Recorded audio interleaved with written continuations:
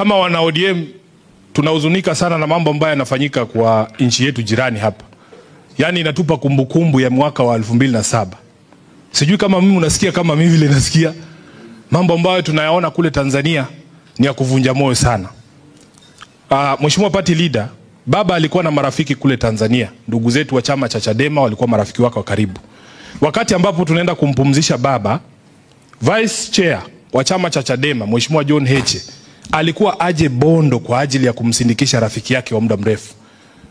Wale serikali ya Tanzania ilimzuia ndugu yetu John Heche, hakuweza kufika ndani ya Kenya ili kuweza kumuenzi rafiki yake.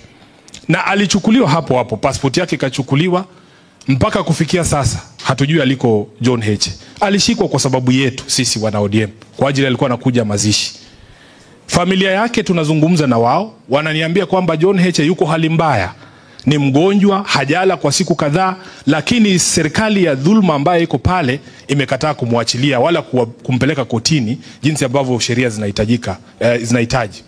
Sisi wana ODM tumesikizana kwamba kesho tutatoa taarifa rasmi kuhusu matukio haya yote, lakini nikiwa hapa nikemee matukio haya kwa sababu si matukio ambayo wanademokrasia kama sisi tunaweza kukubali yafanyike katika area hii yetu ya kanda ya Afrika Mashariki.